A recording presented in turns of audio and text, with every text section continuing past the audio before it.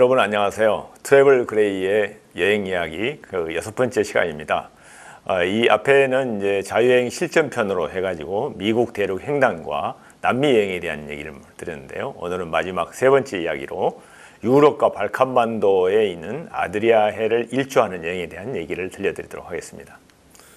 자, 제가 아드리아해를 일주하는 자동차 여행을 지도에서 보시는 바와 같이 여행을 했는데요. 오른쪽에 있는 지도처럼 크로아티아의 자그레브로 입성을 해서 북쪽으로 슬로베니아와 오스트리아, 그리고 다시 남쪽으로 내려오면서 이탈리아 돌로미테 지역을 들어와서 베네치아와 밀라노, 피렌체와 로마, 그리고 이탈리아 남부 지역의 유명한 관광지죠. 나폴리와 소렌토 지역을 거쳐서 동남부에 있는 바리에서 다시 페리를 타고 크로아티아에 있는 두브로브니크로 다시 건너갔습니다. 그래서 다시 두브로브니크에서 아드리아해의 아름다운 해안 지역이죠. 그 해안 도시들을 쭉 거치면서 다시 플리트비체 국립공원을 거쳐서 자그레브로 돌아와서 일주를 하는 그 여행을 마쳤고요. 거기서 다시 스위스로 건너가서 스위스를 일주하는, 오른쪽 그림처럼 그렇게 일주했던 여행을 약 40일간 자동차로 했던 기억을 말씀드리겠습니다. 아드리아해는 여러분이 잘 아시겠지만 보시는 바와 같이 지중해 북쪽에 있는 연안 해안으로서요.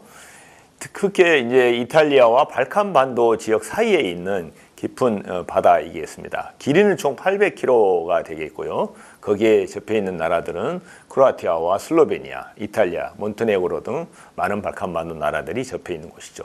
이곳은 기후가 지중해성 기후로서 여름에는 시원하고 겨울에는 온화하는 지역이다 보니까 여름에 이제 핏을 가는 지역으로 통해 있습니다. 그래서 이 지역은 바로 옛날 고대시대 로마 제국의 왕족이나 귀족들의 휴양지이기 때문에 아주 아름다운 해안가에 아주 아름다운 별장들과 그러한 많은 어떤 유적들이 남아있는 곳입니다. 그리고 발칸반도는 발칸이란 말은 터키어로는 산맥이란 뜻인데요. 아무래도 이제 아드리아의 북쪽 지역에 산악 지형이 많이 형성되어 있다 보니까 그렇게 아마 붙여진 것 같습니다. 여기에 속해 있는 나라는 이게 지도에서 보시는 것처럼 초록색으로 표시되어 있는 그리스, 알바니아를 비롯해서 발칸반도 지역, 그다음에 크게는 이제 루마니아와 불가리아 지역까지 포함하는데 대개 루마니아를 제외하는 경우도 있습니다. 반도의 어떤 반도라기보다는 내륙 국가이기 때문에 그러겠죠. 그래서 동서 길이가 약 1300km가 되는 아주 큰 지역입니다. 이 지역은 옛날부터 로마 제국과 비단틴 대국, 그다음에 오스트리아와 투르크 제국들이 지배했던 정말 그 주인이 많이 바뀌었던 그러한 아주 지역이기도 하죠.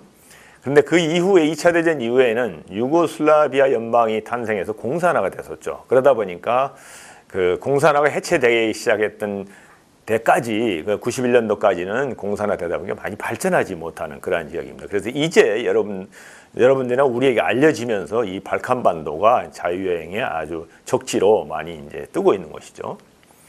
대개 이제 유럽과 이 발칸반도 여행을 하기 위해서 가장 기본적인 상식을 제가 먼저 말씀드리겠는데요. 바로 쉥겐 조약이라는 겁니다. 이 조약은 그 유럽 연합이 생기기 이전에 유럽 지역의 약 26개 국가가 동참을 해서 서로 여행과 통행의 편의를 위해서 체결한 협약입니다. 그러다 보니까 이 지역을 지날 때는 국경이 필요 없는 것처럼 국가처럼 자유롭게 이동이 가능하고 180일 기간 내에 90일간 무비자 여행을 할 수 있는 겁니다. 이거는 이제 외국인에게도 적용이 되기 때문에 그래서 이 쉥겐 국가 간에는 국경 검문소나 국경 검사소가 폐지되어 있습니다. 그래서 여기에 보시다시피 지도에서 보시는 파란색으로 표시되어 있는 국가가 바로 쉥겐 조약 가입국입니다. 그 이후에 이제 유럽연합이라는 좀 더 정치 경제적으로 유대가 되는 그러한 조직이 생기면서 물론 유럽연합 EU 국가 간에도 통행은 자유롭죠. 그래서 이 지역을 잘 살펴보고 국경을 지날 때 자유롭게 지날 수 있는지 아니면 쉥겐 조약에 가입하지 않은 국가는 들어갈 때 철저한 준비를 하고 들어가야 됩니다. 그래서 먼저 제가 여행을 했던 곳은 이제 자그레브로 크로아티아에 입성을 해서 크로아티아 북부 지역, 주로 이제 북동부 지역을 제가 이제 북서부 지역을 여행을 했는데요. 지도에서 보시는 것처럼 자그레브에서 출발해서 남쪽으로 몰레방아 동네라고 그러죠. 라스토키를 거쳐서 플리트비체 국립공원. 이곳은 이제 그 일전에 그 TV 방송에서 인기를 끌었던 꽃보다 논화 때문에 알려지기 시작했던 아주 유명한 곳이죠. 그걸 거쳐서 서쪽으로 이스트라 반도로 갔습니다. 그런데 이스트라 반도에 있는 풀라, 로빈, 포레치, 피란 이런 동네는 정말 아까 말씀드린 대로 로마 제국의 왕족들의 휴양지가 있는 곳이라서 정말 아름답습니다. 그래서 아드리아해의 하여튼 꽃이라고 할 수 있죠. 이 지역을 제가 이제 여행을 했던 겁니다. 그래서 거기에 이제 가장 돋보이는 곳은 이 플리트 비치의 국립공원입니다. 이곳은 이제 그 계곡 사이에, 깊은 계곡 사이에 호수가 수십 개가 있어서 거기에 이제 쌓여 있는 어떤 여러 가지 누적물들과 함께 그 호수와 호수 층층이 이게 폭포가 있어가지고 정말 아름다운 곳입니다. 그래서 이곳을 대개 이제 트레킹을 하기 위해서는 약 6개 코스를 해야 되기 때문에 1박 2일 정도 소요됩니다. 그래서 저희도 이틀 동안 이곳을 돌았는데요. 이제 여러 가지 코스들이 많은데 제가 여러분에게 추천한 코스는 H 코스입니다. 정말 노린자와 같은 코스이기 때문에 시간이 없는 분들은 한 4시간 내지 6시간 정도 점심을 먹으면서 걸으시면 적당한 코스이기 때문에 이 아래쪽에 있는 H 코스의 그림대로 여러분이 다녀오시면 뭐 유람선도 탈 수 있고 셔틀도 타고 여러 가지 트레킹도 할 수 있기 때문에 그곳을 추천합니다. 그 다음에 이제 그 이스트라 반도에 있는 대표적인 휴양지죠. 풀라라는 곳인데 여기에도 여러분 알다시피 그림과 같이 원형극장이 있습니다. 우리가 원형극장 하면 로마의 콜로세움만을 생각하게 되는데 여기에도 거의 원형이 보존되어 있는 정말 아름다운 원형극장이 있습니다. 그래서 이곳을 꼭 찾아가기를 바랍니다. 그래서 제가 이번 여행 중간에 아드리아해를 일주하면서 만났던 원형극장, 즉 원형 형태로 그대로 보존되어 있는 곳을 4군데를 여행을 했습니다. 그래서 이 자리에 소개를 해드리려 합니다. 방금 말씀드린 풀라의 아레나와 여러분 잘 아시는 로마의 콜로세움, 그다음에 여기는 뭐 대부분 다녀오셨겠죠. 그렇지만 이제 폼페이, 그 화산재에 묻혔다가 발굴됐던 새로 발견된 도시 폼페이의 아레나, 그다음에 이제 베로나 지역이라고 베네치아에서 밀라노를 가다 보면은 북부 내륙 지역에 있는 도시인데 로미오와 줄리엣의 도시입니다. 거기에 있는 아레나, 이 4개를 제가 이제 봤는데 그 중에 이제 로마를 비롯한 이탈리아 지역에 있는 4개는 전부 유네스코 문화유산으로 등재되어 있는데 안타깝게도 크로아티아에 있는 풀라는 문화유산으로 등재되어 있지 않았습니다. 아마 저게 유고 연방이 생기면서 공산화되는 영향이 있지 않았나 저는 개인적으로 그렇게 생각합니다. 뭐 4개 다 아주 아름다운 곳이거든요. 여러분들 여기를 꼭 가보시기 바랍니다. 그 다음에 이제 크로아티아 남부 지역은 제가 아까 말씀드렸던 슬로베니아와 오스트리아를 거쳐서 이탈리아를 다 일주한 후에 다시 여기 지도에 보는 것처럼 이탈리아 그 장화 모양으로 되는 그 뒤꿈치 부분이죠. 거기 발이라는 곳에서 페리를 타고 두브로브니크로 다시 건너와서 다시 이 크로아티아가 이 지도에서 보는 것처럼 길쭉한 모양으로 되어 있거든요. 아드리아해를 따라서. 그래서 다시 남쪽에서부터 올라가면서 여행을 했던 그 길을 말씀드리겠습니다. 뭐니 해도 두브로브니크는 모든 사람들의 가고 싶은 로망 지역이죠. 그래서 이 성곽을 주변으로 한 이 아드리아해의 이 모습이 너무 아름다운 곳입니다. 그래서 제가 이곳을 정말 잊지 못할 여행지로 생각합니다만은 그 빨간색의 이제 지붕과 어떤 바다의 푸른색, 그리고 이제 성곽을 있는 절벽을 감싸고 있는 여러 가지 형태들이 너무 아름답습니다. 이것도 이제 유네스코의 문화유산으로 등재되어 있는 곳이죠. 그 다음에 제가 잊을 수 없는 거는 이 두브로브니크에서 아드리아의 발칸반도 해안 도시들을, 저는 이제 일부러 자동차 여행을 했기 때문에 해안 쪽의 도로만을 타고 저기 위에 있는까지 이제 올라갔는데요. 너무 좋은 코스입니다. 여러분들 이렇게 발칸반도를 여행한다면 꼭 자동차를 빌려서 이 코스를 한번 답습해 보시기 바랍니다. 특히 제가 정말 너무 좋아했던 곳은 스플리트를 지나면서 전개되는 트로기르, 프리모슈텐, 슈베니, 이 지역은 정말 살고 싶은 지역이 있습니다. 그 중에 한 곳을 제가 소개해 드리려고 합니다. 정말 한 번쯤 살아보고 싶은 해안도시, 스플리트를 지나서 트로기르 쪽으로 가다가도 멋있지만 거기에서 다시 이렇게 오른쪽으로 좀 돌아서면은 프리모슈텐이라는 이런 도시가 나옵니다. 정말 유럽의 어떤 지중해에 있는 도시보다도 훨씬 아름답고요. 그 다음에 이 모습이 너무 목가적이고 한가하고 너무 조용해서 여기서 저희들은 이제 점심을 먹으면서 한동안 머물렀던 기억이 있는데요. 이곳을 저는 한번 좀 살아보고 싶은 동네로 꼽고 싶습니다. 그 다음에 이제 많은 사람들이 크로아티아 하면은 프리트비치의 국립공원을 되게 알고 있는데 실질적으로는 더 유명한 거는 크르카 국립공원입니다. 이 지역에서 뭐 작년 여름에 안타깝게도 그 한국인 모녀가 여행을 하는데 이 폭포 주변에서 물에 익사해서 그 사고가 났던 적도 있죠. 그래서 이 지역은 크르카 국립공원보다도 입장료도 2배나 비싸고 크기도 훨씬 큽니다. 그래서 근데 우리에겐 잘 알려져 있지 않는데 이곳은 너무 아름답습니다. 이렇게 보시는 바와 같이 폭포도 이렇게 몇 개가 있고 호숫가로 형성된 정말 아름다운 도시고요. 폭포 밑에서 저렇게 자유롭게 수영을 할 수 있습니다. 방금 제가 소개해드린 그 모녀도 저기에서 수영을 하다가 아마 익사를 당한 걸로 알고 있는데 뭐 조심해야 되겠지만 뭐 한 4, 5년에 한 번쯤 사고가 난다는데 그렇지만 정말 아름다운 경치를 보여주는 곳입니다. 그 다음에 이제 보스니아 헤르체고비나인데요. 두브로브니크에서 다시 아까 말씀드린 스프리트 쪽으로 올라오다 보면은 네움이라는 동네를 거쳐서 이제 보스니아 헤르체고비나의 가장 유명한 곳인 모스타르를 거치는 여행을 했습니다. 근데 이 보스니아 헤르체고비나는 제가 처음에 말씀드렸던 쉥겐 조약의 미가입 국가입니다. 그렇기 때문에 이들은 외국인들이 통과하는 국경관리소를 별도로 관리하고 있어요. 그것을 그래서 제가 소개해드리는 겁니다. 꼭 이곳을 거쳐서 들어가야지 안 그러면 자기 내국인들이 드나들던 곳으로 가면은 출입이 금지됩니다. 그래서 이 연안에 돼 있는 네움이라는 곳을 거쳐서 꼭 가야 된다는 것입니다. 그다음에 이제 보스니아 헤르체고비나의 가장 대표적인 관광지죠. 모스타르에 있는 스타리 모스트라는 다리입니다. 이게 정말 너무 아름답지 않습니까? 이렇게 아치 모양의 삼각형 모양으로 되어 있는데 저 높이가 약 28m 정도 됩니다. 그래서 그 위에서 이제 다이버들이 다이빙을 하는 것을 보시기도 하고요. 이 밑으로 흐르는 이 강이 너무 아름답고 주변에 어떤 성당이라든가 그 주변의 주택들이 너무 아름다워서 하여튼 유독 이 지역만 보스니아 헤르체고비나는 관광객들이 아주 넘쳐나는 곳입니다. 그 다음에 이제 크로아티아의 북쪽에 있는 슬로베니아입니다. 슬로베니아는 우리한테 잘 알려져 있지 않지만 그렇지만 블레드 호수로 여러분이 많이 알고 있는 곳이죠. 이곳은 이제 유일하게 아드리아해에 접해 있는 해안 도시가 피란과 코페르라는 이 끝 지역만 이렇게 아드리아해로 나와 있습니다. 그래서 내륙지 국가인데요. 거기에서부터 시작을 해서 이제 스코잔 동굴과 포스토니아 동굴 이 지역이 아주 특별한 지형 때문에 동굴이 한 만여 개가 되는 나라입니다. 그래서 슬로베니아 하면 블레드 호수보다는 유럽 관광객들은 동굴 관광을 되게 많이 하죠. 그리고 이제 도시 수도인 유블란을 거쳐서 저 북쪽에 있는 블레드 호수를 가는 코스가 되겠습니다.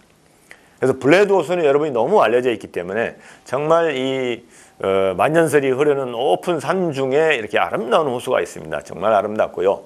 그 다음에 이제 저기에 플레트나라는 쪽배죠. 돛담배가 나무 돛담배를 타고 그 안에 이제 성모 마리아 승천교회 이 지역까지 이제 들어가 보는 것이 여행 코스이기도 합니다.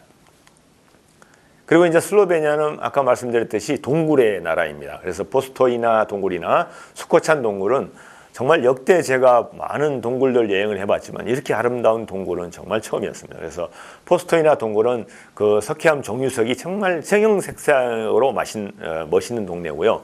이 스코찬 동굴은 저기보다는 규모가 좀 적긴 하지만 아직 발굴 중인데 여기는 유네스코 문화유산입니다. 그래서 이 지역에 가면은 정말 동굴 속에 금강산이 있는 것이라고 생각하면 됩니다. 폭포도 있고요. 정말 저렇게 이제 계곡 사이로 흐르는 물이 뭐 엄청난 강이 동굴 사이로 흐르기 때문에 정말 아름다운 동굴입니다. 이 두 개의 동굴을 빼놓지 않고 여행하시길 바랍니다. 그다음에 오스트리아 너무 아름다운 음악의 나라이죠. 비인 쪽으로 저는 여행하지 않았고 지금 코스가 아드리아해에 이제 기울어 있다 보니까 이 서쪽 지역을 제가 했습니다. 그래서 블레드 호수에서 출발해서 할슈타트, 잘츠부르크, 그다음에 이제 다음에 설명해드릴 그로크너 하이 알파인 로드, 정말 알프스에서 가장 아름다운 자동차 도로이죠. 그걸 제가 소개하고 그다음에 이제 인스부르크로 지나가는 코스가 되겠습니다. 할슈타트는 여러분이 너무나 다 알려져 있는 곳이고 유네스코 문화유산입니다. 그래서 이 전망대를 비롯해서 이 호숫가에 있는 이 아름다운 이 할슈타트 동네 이게 아름다워서 정말 세계인들이 많이 몰리는 것이죠. 이것에는 이제 되게 인생샷을 찍는 곳이라고 생각하시면 되겠습니다. 제가 이제 한 가지 여러분에게 소개시키고 싶은 특별한 곳은 그로크너 하이 알파인 로드라는 겁니다. 이것은 잘츠부르크에서 약 100km 정도 오면 체람제 호수라는 아름다운 그 호반의 호수가 있는데요. 거기에서부터 니엔츠 지역까지, 즉 알프스 산맥을 넘어가는 그 도로인데요. 유료 도로입니다. 그래서 유럽 지역에 있는 유일한 유료 도로입니다. 통행료가 무려 26.5유로가 되는데 정말 아름답습니다. 정상 고도는 약 2,500m까지 올라가서 이제 구불구불한 도로인데 한번 보시겠습니다. 자, 이런 풍경을 볼 수 있습니다. 정말 알프스는 대개 이제 스위스 지역 같은 경우는 기차를 타고 올라간다든가 안 그러면 뭐 푸니쿨라라든가 케이블카를 타고 올라가는데 이 지역은 직접 자동차로 드라이브를 해서 올라갈 수 있는 2,500m까지 이렇게 아름다운 풍경을 볼 수 있습니다. 내내 가는 내내 정말 그 유료 도로이다 보니까 그 돈이 아깝지 않을 만큼 정말 아름다운 그 풍경을 여러분이 볼 수가 있습니다. 그래서 꼭 이쪽을 오스트리아 가시게 되면 놓치지 않고 꼭 한번 들려보시길 바랍니다. 그 다음에 이탈리아. 저희는 이제 이번 그 아드리아해 일주 여행에 포인트를 뒀던 것이 이탈리아입니다. 왜냐하면 함께 갔던 부인이 이제 한갑 기념으로 사실 이 여행을 플랜을 했었는데요. 가장 가고 싶은 나라가 이탈리아였고, 그 다음에 이제 스위스였습니다. 그래서 이탈리아는 거의 북쪽에 있는 코르티나 담페초 지역에서 오스트리아에서 내려오면서 거기서부터 동남쪽에 있는 바리까지 정말 종단 및 횡단을 하면서 약 2주간을 이 지역에 보냈습니다. 그래서 그걸 제가 말씀드리고자 합니다. 이제 오스트리아에서 내려오다 보면은 또 다른 알프스 지역입니다. 스위스 지역과는 또 다르게 이 지역에는 정말 그 아름다운 돌 바위산이라고 그러죠. 배구남이라고 하는데 그 배구남이 돌로미테라고 합니다. 그래서 이 배구남 지역으로 형성되어 있는 이 지역이 이제 돌로미테 지역인데 많은 그 산을 좋아하는 등산객들이나 트레커들이 이 지역을 많이 찾죠. 그래서 저는 이제 돌로미티 지역의 이제 거점 도시인 코르티나 담페초에 이제 묵으면서 이 지역을 완전히 그 산 고개를 넘으면서 6개의 고개를 넘어가면서 자동차로 일주했던 여행입니다. 대개 이제 등산객들은 여기를 발로 걸어가는 코스죠. 한번 잠깐 보겠습니다. 바로 이런 풍경을 구경할 수가 있습니다. 정말 알프스인지 여기가 알프스인지 안 그러면 우리나라의 무슨 금강산인지 모를 만큼 너무 아름다운 풍경이 고개를 넘을 때마다 이제 자동차를 이용해서 가야 되기 때문에 아직도 이제 만년설이 덮여 있는 상황이고, 그다음에 그 사이사이에 아름다운 호수, 그다음에 고르티나 담페초가 이렇게 보시는 것처럼 산 속에 정말 전원의 도시랄까요? 그런 동네를 맛볼 수가 있습니다. 그다음에 뭐니 해도 베네치아. 여러분 베네치아는 대부분 다녀왔기 때문에 여기에는 한 3, 4일 있으면서 자연과 풍광을 이렇게 같이 느껴보면 좋겠습니다. 그 다음에 이제 제가 잊을 수 없는 것은 르네상스의 본고장이라고 할 수 있죠. 이탈리아의 북부 지역. 베네치아에서 출발해서 서쪽으로 가면서 로미오와 줄리엣의 도시인 베로나, 그 다음에 시르미오네, 밀라노를 거치는 이 코스 정말 좋은 곳입니다. 그 다음에 남쪽으로 내려와서 피사의 사탑과 피렌체를 거치면서 보는 이런 밀라노와 피렌체의 풍경은 말을 설명을 하지 않아도 여러분이 잘 알 것입니다. 그 중에 제가 여러분에게 추천하고 싶은 곳은 이 시르미오네입니다. 우리나라 사람들한테는 잘 알려져 있지 않는 곳인데요. 유명한 유럽 사람들에게는 휴양지 도시로 알고 있었습니다. 그래서 알프스에 내려오는 모든 만년설이 녹은 물이 고여서 만든 가르다 호수가 그 베르나를 지나면서 밀라노 가기 전에 있는데요. 그 가르다 호수에 있는 휴양지입니다. 그래서 여기는 이제 스칼리게로 어떤 성이라든가 그 지역 외에도 온천 지역, 많은 휴양지가 있는 곳이기 때문에 가르다 호수 주변을 여러분이 꼭 관광을 해보시기 바랍니다.